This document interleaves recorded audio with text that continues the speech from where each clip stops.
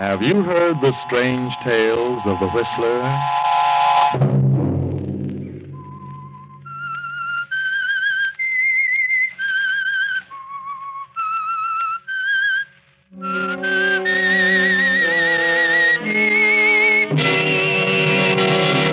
I'm the Whistler. Look, I know I haven't a chance. I know that I can't live. I can tell by the way that doctor looks at me. And you, too. Why don't you tell me the truth? Why don't you? Friday night, and again, CBS presents The Whistler.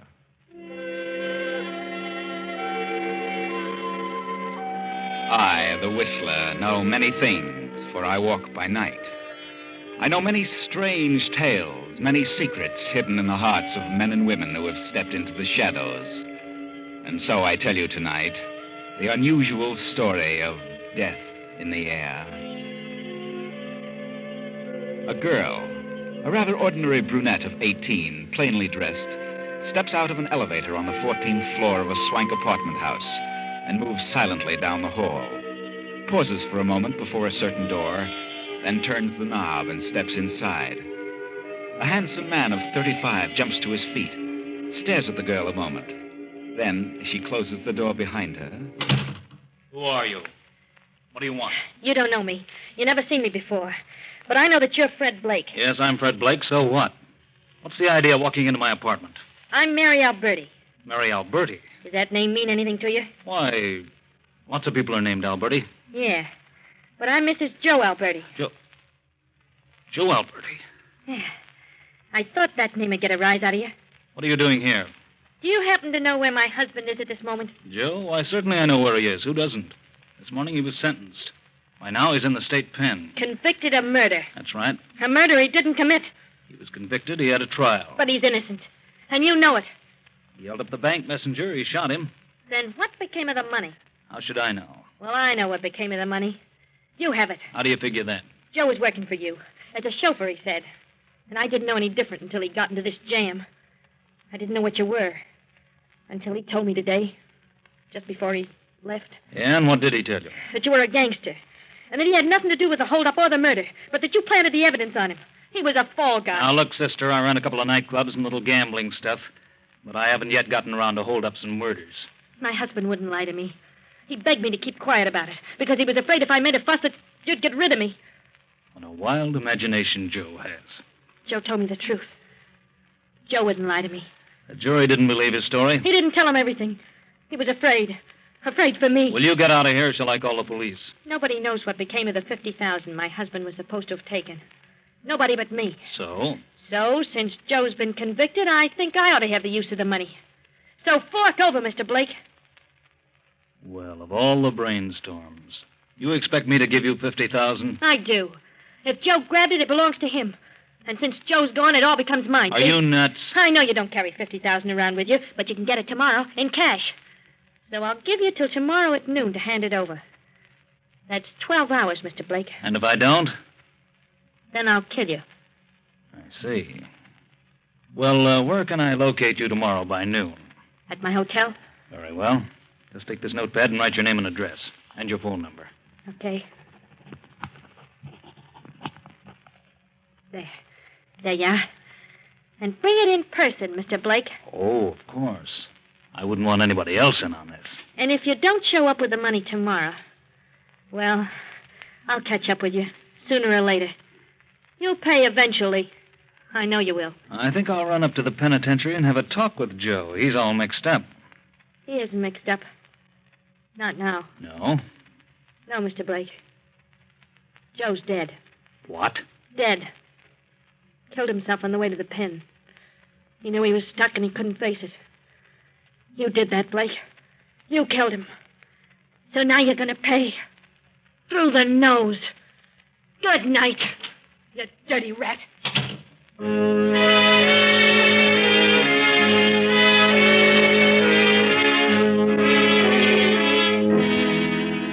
For 10 minutes or so, Fred Blake sits at his desk, thinking, studying the peculiar situation. Then there comes a knock at the door. He steps across the room and... Yes, who is it? Oh, Winston. What do you want, Carl? I want to talk to you a minute. Okay, come in. What's on your mind? Well, I was told you wanted to see me. Yes, Carl, I do. But I didn't expect you here at this time of night. What do you want with me? As if you didn't know. What are you going to do about this phony check? Well, I hadn't got the money now, but I'll get it eventually. I've given you a month. Now I want the money. Well, I'll get it. Really, I'll get it. Well, if you can't get it, I can. What do you mean? Your father's district attorney of this county. I'll go to him. He'd pay it to hush it up. Oh, please, Blake. Or maybe I'd tell your father you ran up a liquor bill. Look, Blake, I haven't got the money, but if you wait, I'll get it. I've given you all the time I intend to. I want the money now. Put up your hands, Blake. Now, wait a minute. Don't try that bad man stuff on me. Put up that gun before you hurt somebody. Give me that check. Hand it over. Okay, Carl. But you're crazy. Give me that check. Sure. Here you are. Let go. Get away from me. I'll kill you. You crazy little fool. Blake. Blake. Good Lord.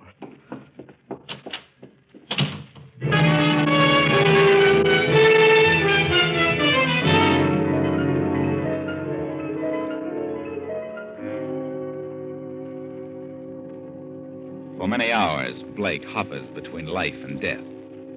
Several times he is revived from the coma sufficiently to answer questions of the detectives.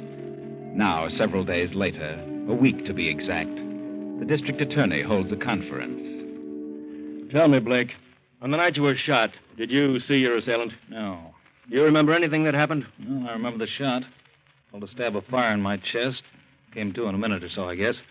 Got to the phone and called the receiving hospital. And I passed out again. And you didn't see the person? No. Blake, do you know a woman named Mary Alberti? Yes? Was she in your rooms the night you were shot? Yes. How did you know? On your date pad, we found her name and address and phone number. What time was she in your apartment? Oh, about 12 o'clock, midnight. And you were shot shortly after midnight. That's right. You think she did it? I don't know who did it. That's for you to figure out. What did Mary Alberti want? Why was she in your apartment? Well, her husband Joe was my chauffeur. She wanted some money. She figured I'd help her out. And did you? Well, I told her I'd take care of her later. Did you know Joe Alberti committed suicide? Not until she told me. Did Mary Alberti threaten you because you wouldn't give her some money at the moment? Yeah, she did. Do you think it was Mary who came back later and shot you? I don't know. Could have been. But she did threaten your life. Yes, that's right. Very well, Blake. There are witnesses to this conversation. It'll have to be repeated in court. Okay, Winston. You'll be notified about the trial. Trial? Certainly. I'm going to try Mary Alberti on attempted murder.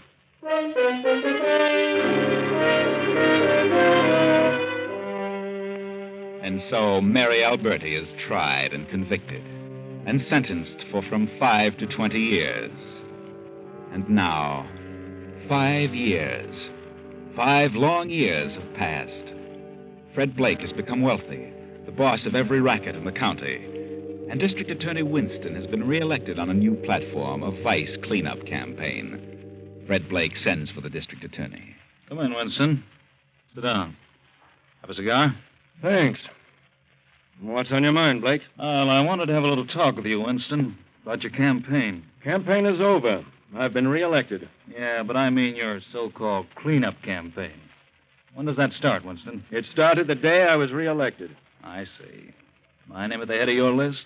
I'm starting on you, Blake. And if I put you where you belong, well, that'll be a great accomplishment. I think you're being foolish, Winston. Do you? Why? If you just dropped all this Puritan stuff, I could make it more than worth your while. Blake, I was fortunate enough to be born the son of a very wealthy man. And money doesn't interest me in the least. Money? Oh, no, not money. Something that's worth more to you than all the money in the world. Blake, you couldn't bribe me no matter what you offered. Mr. District Attorney, I'm going to change your mind in less than 1 minute. All right, Blake. I'm listening. 5 years ago, you sent a girl to the penitentiary for attempted murder. My murder, remember? Well, you were wrong on that one. She didn't shoot me. What? Then why didn't you say so? I was saving it. Saving it for a rainy day. What are you talking about? The Alberti woman didn't do it. She was in my apartment that night, but she left. And a man came in. He owed me some money. He didn't have it. I threatened to tell his father that he had lost at gambling, and he went crazy. Pulled a gun and shot me. Who was this man? Your son, Carl. Carl? I don't believe him. Oh, but I can prove it. Look at this. His phony check. That's why he came to my apartment. He demanded the check. We scuffled when he pulled a gun. I hit him, and then he shot me. He left in such a hurry that he forgot the check.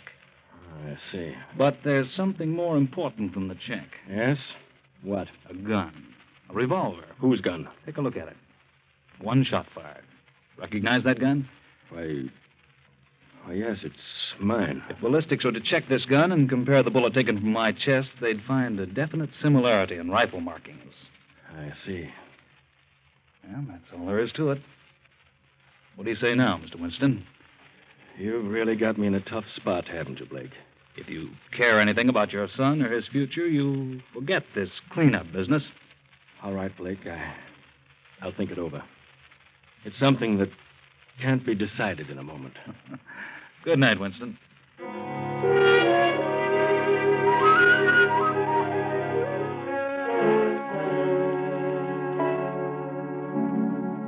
The cleanup campaign is dropped, and Fred Blake flourishes. He opens more gambling clubs, grows wealthier and wealthier. And a year later, he is a popular figure in the swank set of a southern beach resort. At the moment, Fred is a weekend guest at the beach home of one of the wealthy 400. Oh, what a perfectly divine night. Yes, Anitra, I've never seen such a moon. So peaceful and quiet here on the beach.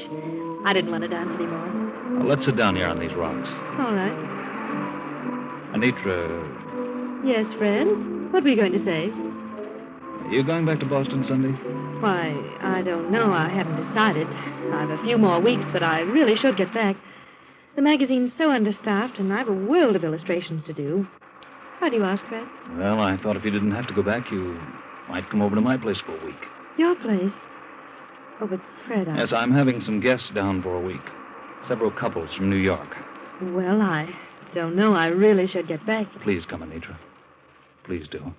Well, it's very sweet of you. Anitra, I really want you to come. Because, Yes? you know, the way the moon shines on your hair, it looks just like spun gold.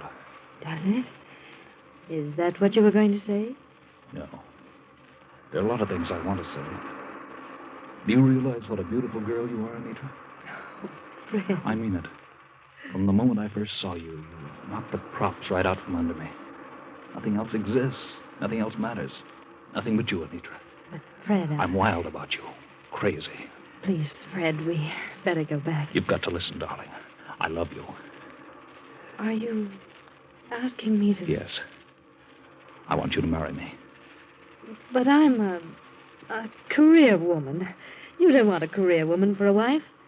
Besides, we've only known each other for a few days. I don't care, career or not. 2 days or 2 hours. I love you. Let's get back to the house. Come on. You mean you don't like me? Is that it? Or is it some other man? No, I do like you very much, and there's no other man, but... Well, I'll have to think about it. If I marry, I know I'll give up my work, and I'm not sure I want to do that. I see. Well, will you at least make me happy by joining the party at my place for a week? Yes, I'll come, Fred. I'll stay here for another week, but please don't high pressure me. Let me make up my own mind. Promise?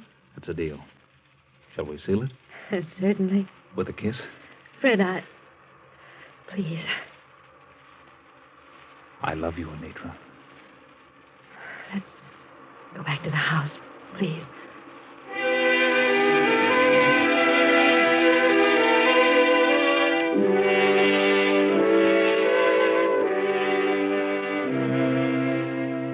But Fred doesn't keep his promise. Fred isn't the type. When he wants a thing, nothing can change his mind. And by the time the week is up, Fred has made up Anitra's mind. They are married and decide to spend their honeymoon in Florida. But a few weeks later, their honeymoon is interrupted. Fred is stricken with an illness. In this room, Dr. Phillips.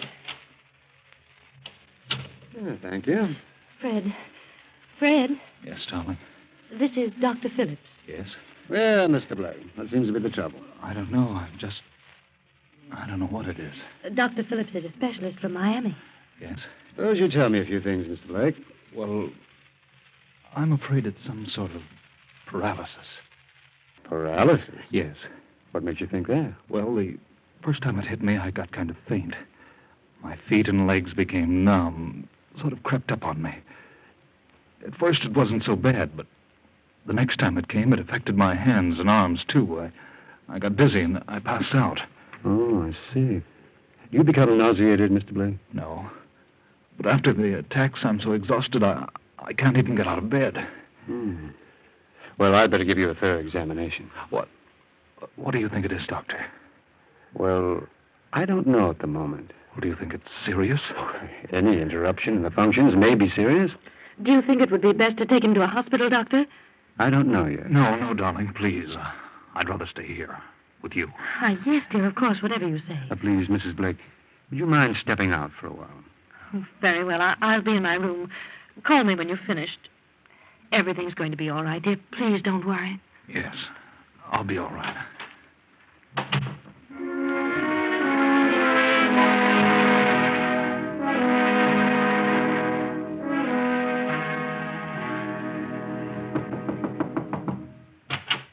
May I come in? Oh, yes. Come in, Mrs. Blake. I've finished. It's been an hour. I just couldn't wait any longer. Quite all right. How do you feel, Fred? Well, a little better, I guess. He pounded me and thumped and listened, but I don't think he knows himself. I do feel better. I'm going to get up and walk around. Mr. Blake, I'd advise you to remain as quiet as possible. Why? If you attempt to move about, I'll have to withdraw from this case. What have you discovered? What is it? Just relax. Why don't you say it? Why keep it a secret? I'm entitled to know. Spill it. Now, please, Fred, darling, please don't get excited. What is it, Doctor? Do you know? Mrs. Blake, I'd like a few words with you. Step over here to the window. Why, yes, of course, Doctor. Very sorry. I can't believe that. Well, what are you talking about? Why go over there and mumble? Why don't you say it and be done with it? Did you hear me? What are you mumbling about? Oh, Doctor, no. What are you telling her, you quack? Why don't you tell me? No, please, Mrs. Blake. Now, please be calm. I had to tell you. If you don't tell me what you're talking about, I'll get out of this bed and brain you. Oh, no, please. Darling, please don't get up. No, you mustn't. Mr. Blake, I advise you to stay in that bed and control your temper. You're in no condition to withstand any form of excitement. No? Then you know what's wrong with me? I do. And believe me, if you want to recover, you'd best remain as quiet as possible. It's that serious? You have a chance, Mr. Blake. And that small chance depends mostly upon you yourself. I'll do my best, but it mostly depends on you. Is it paralysis? The knowledge of what it is will not help you. It is better that you think as little about it as possible. Good night, Mr. Blake. Good night, Mrs. Blake. Anitra, what did he say? Oh, Fred, you must try not to...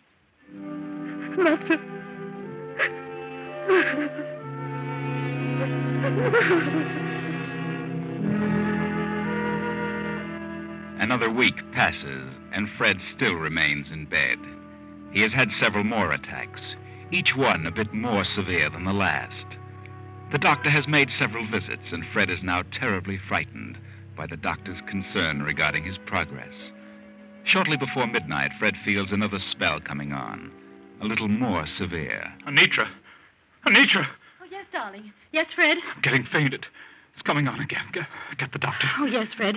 I've already called him. He'll be here in a few moments. Now, be quiet, dear. Please don't exert yourself. This is the worst yet. Please be calm. You're all right. No, I'm scared.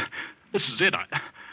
I know this is the end. Oh, Fred, don't say that. I can tell. No, you've nothing to fear, darling. Nothing. I have. I can't help it. I'm afraid. Fred, you must get hold of yourself. You must. I know I haven't a chance. You know that. The doctor knows. He told you. I know, too. Oh, please, Fred. There's something I've got to tell. Hush, darling. You don't understand. I've got to tell someone. Oh, you must calm yourself. You've got to listen to me. You've got to. The doctor will be here in just a few moments. Now, please try to save your strength, darling. He can't help me. Oh, come in. I came as quickly as I could, Mrs. Blake. It's another attack, Doctor. It seems to be worse than the last. He's terribly frightened. Come now, Blake. You must try to get hold of yourself. The pulse is Wow. Pulse is what? Just a second. My bag, please. Yes, Doctor. Thank you. Now, let's have a listen to the stethoscope. Mm-hmm. Do you have a chill, Blake? I don't know. I'm just awful numb. It's creeping up inch by inch. Oh, please, Doctor, can't we take him to the hospital? A hospital? I'm afraid that... Well, he's as well off here as in the hospital. Why don't you tell me the truth? I've got a right to know. Tell me the truth. Now, you're going to be all right, Blake. You're lying. Mrs. Blake, Yes, Doctor. What did you start to say? well... Tell me. I've got to know. Yes, Fred. Oh, tell us, Doctor. There's no use evading the issue. Fred wants to know. Very well. Since you insist, there is nothing I can do for you, Mr. Blake. Nothing anyone can do for you. You mean it's a matter of days? It may be only a matter of hours. I'm sorry, Blake. Hours. Anitra. Oh, darling, I knew. I knew, but I just couldn't let you know. Hours. Doctor, will you leave us alone for a while? Of course. Oh, please, don't leave the house, Doctor. No, I'll stay with you as long as you need me. I'll be in the hall. You call me if you want. Anitra, get a sheet of paper and write what I tell you. Yes, dear. And please hurry, Anitra. Of course, dear. Yeah, I'm ready. To District Attorney Frank Winston. District Attorney. I never thought I'd do this, but here it is. Joe Alberti was innocent in the killing of the bank messenger. He was framed. I killed the messenger and framed Joe. Fred. And Joe's wife is innocent of trying to kill me. She didn't shoot me, and I want her released. I'm enclosing a check for $10,000 for her. And furthermore, what I told you about your son was a lie. He didn't shoot me either. He did come to my room. He had a gun. I took it away from him. And in the scuffle, the gun went off. I shot myself. So that clears everything up. Now you can start your campaign. But I won't be around to participate. Yours, Fred Blake. Fred, are you out of your mind? Well, this is ridiculous. I won't turn this over to the district attorney. I won't. Please, Anitra, please do. I can't die. I just can't unless I know. Please, you've got to do it. Hand me the pen. I've got to sign it before my hands go numb. Oh, no. No, don't sign it. Please don't. It isn't true. It is true. Every word. Hold it. There. Oh, darling, you don't know what a relief this is. All right, Fred. I'll do as you say. Oh, darling, I don't care what you've done. You've been so good to me. But if you want me to turn this over, I will. I do. Oh, Doctor! Doctor! Quick, Doctor! You're too late, Doctor. Everything's okay now. Well, it's all over. All over.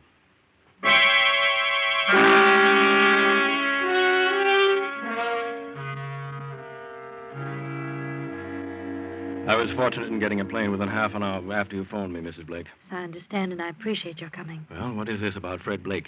Well, Fred has been ill for several weeks, and last night, well, he got worse, became frightened, and made me take down this letter. He signed it, and then... Letter? Yes, you may read it. It's addressed to you. And I promised him I'd see that you got it. I see. District Attorney... Joe Alberti. And what's this? Carl. Out of all things. I had a hunch this would clear up sooner or later, but how, I hadn't the slightest idea. And here's the check for $10,000 to Mary Alberti. Will you see that she gets it and is released from prison? Mrs. Blake, Mary Alberti was paroled over a year ago. You keep the check and I'll locate her for you. You can give it to her. Do you know where she can be found? I have a pretty good idea. Now, may I see your husband? I'd like to be sure that he is the Fred Blake. Yes, of course. This way.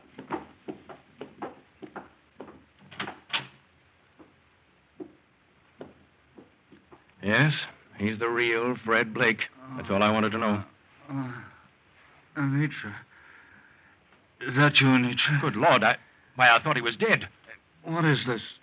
Where am I? Blake! Doctor, what happened? I'm not a doctor. Well, then, who are you? I'm District Attorney Winston. Winston? What are you doing here? Where am I? You're in your bed, but you're on your way to jail. Jail? Are you crazy? I'm sick. I'm dying. You may be right about that. He isn't dying. It's all in his imagination. Yeah? Get up out of that bed. But I can't. I can't walk. Then we'll carry you. All right, Murphy. Come in and carry him out. Yes, sir. Come on, Jim. We'll make a saddle seat for him. I'm sick, I tell you. I'm dying. You're taking a plane ride north, whether you're dying or not. You signed this confession, didn't you? What? Yes. But you weren't supposed to get that till I was dead. Why didn't you wait, Anitra? Bring him along. You'll never convict me. You'll never get that far because I'll be dead. Come on, boys. Take him to the car. Anitra, why don't you tell them? It's all a mistake. They can't do this. Tell him. Tell them what? Well, I'm dying. What can I do, Fred? I did just as you asked me to do. I can't do a thing now. It's too late. What's happened to you? What's happened? Nothing.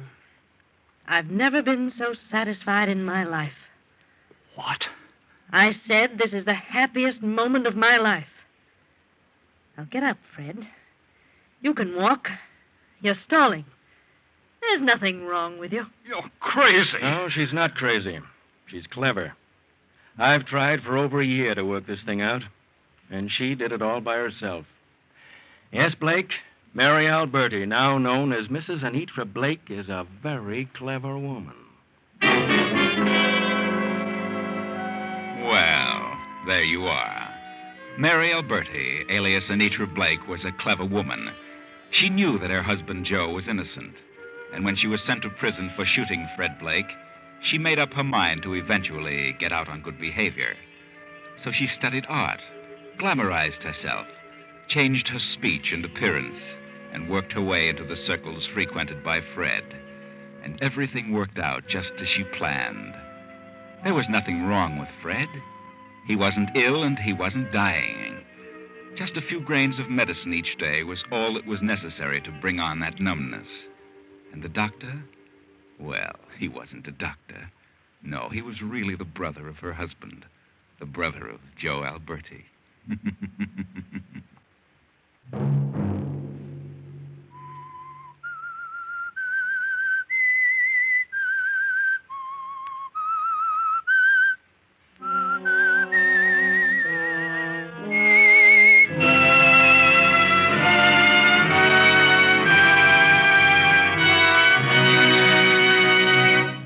CBS has presented The Whistler.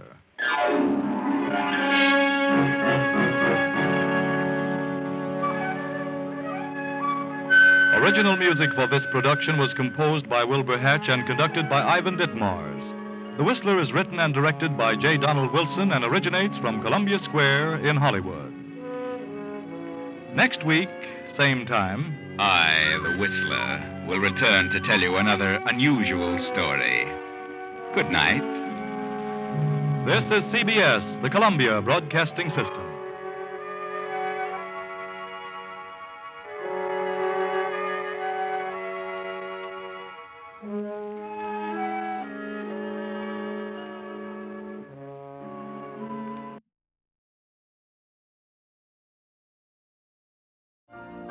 You've been listening to the OTR Gold Network. Find more classic radio at otrgold.com.